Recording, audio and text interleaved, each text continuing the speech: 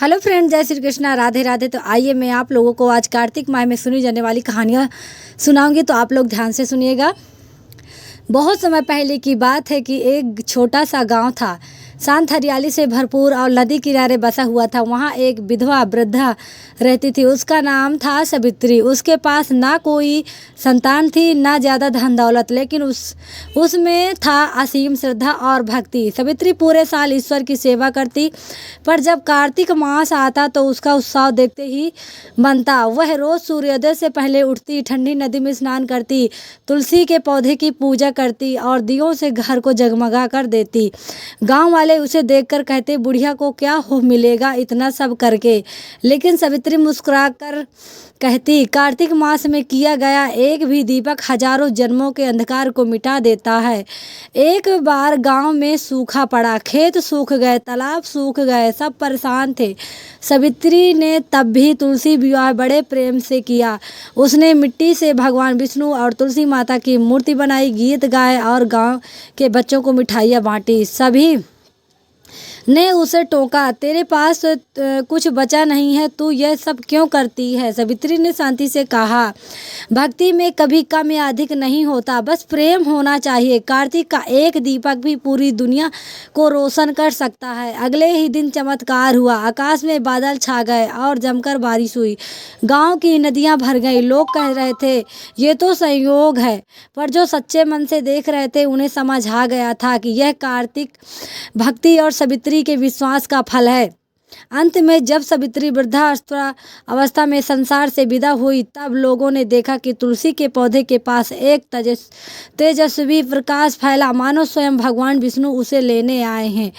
तो यही है कि जो कार्तिक मास में दीप दान करता है, तुलसी मैया की पूजा करता है, उसकी सारों मनो इच्छाएं पूरी होती हैं और जन्म जन्मों के उसके पाप कट जाते हैं। तो तुलसी की पूजा ज़रूर करें, तुलसी के नीचे दीपक जलाएं और कहानियाँ भी ज़रूर सुनें। वैसे तो कार्तिक में बहुत सारी कहानी हमें डेली सुननी होती है, तो चलिए एक कहानी मैं आप लोगों को और सुना देती हूँ। बहुत समय पहले की बात है। एक छोटा सा गांव था जहाँ एक गरीब ग्वाला अपने बूढ़े पिता के साथ रहता था। उसका नाम था गोपाल। उसका जीवन बहुत ही साधारण था। रोज़ सुबह उठता, अपनी गांव को जंगल में चराने के लिए ले जाता और शाम को लौट कर थोड़े बहुत दूध से पिता के लिए कुछ बना लेता। एक दिन उसके पिता ने कहा, बेटा आज कार्तिक मास का पहला दिन है, इस पूरे महीने तुलसी पूजा करनी चाहिए, दीप जलाने चाहिए और भगवान विष्णु का नाम लेना चाहिए। गोपाल बोला, पिताजी मेरे पास तो ना मंदिर है, ना दिए हैं, ना तेल है, मैं क्या करूं। पिता ने मुस्कुरा कर कहा, भक्ति में वस्तु की नहीं भाव की जरूरत होती है। तू मन से ईश्वर को याद कर, वही सबसे बड़ा दीपक होगा। गोपाल ने उसी दिन से ही जंगल में एक पेड़ के नीचे छोटे से पत्थर को भगवान विष्णु मानकर उसकी पूजा शुरू की। हर दिन वह एक नया फूल चढ़ाता, गौ माता को दूध अर्पण करता और सूरज ढलते ही एक छोटा सा दिया जलाता। कुछ लोग हंसते और कहते, अरे ये क्या पूजा है, ना घंटा, ना मंदिर, ना मंत्र।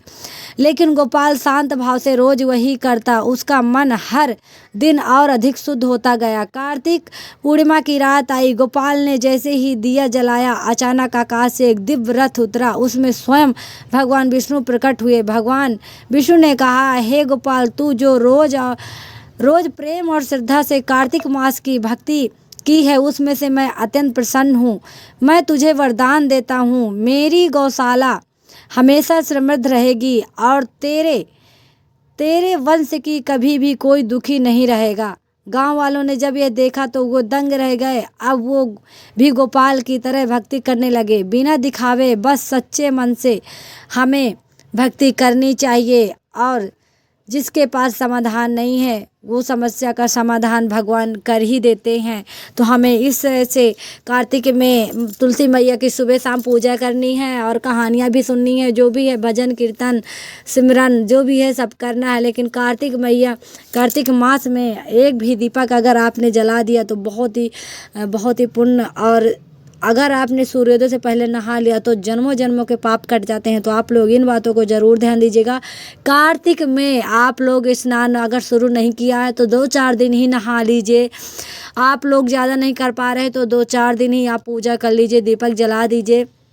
ये बहुत ही, ये जो कार्तिक का महीना होता है बहुत ही धार्मिक और शुद्ध महीना होते हैं। इसमें बहुत सारे त्यौहार, देखिए बहुत ही पवित्र महीना होता है कार्तिक का। तो आप लोग भी तुलसी मैया की पूजा ज़रूर करें। आपको मेरी वीडियो थोड़ा सा भी यूजफुल रही हो तो वीडियो को लाइक करिएगा, शेयर करिएगा, चैनल को भी सब्सक्राइब करिएगा। ऐसे ही वीडियो लेकर के आप लोगों के साथ आती रहूँगी जानकारी भरी। तो जय हो तुलसी मैया की, जय विष्णु भगवान की। और कार्तिक में कहानी ज़रूर सुने। राधे राधे।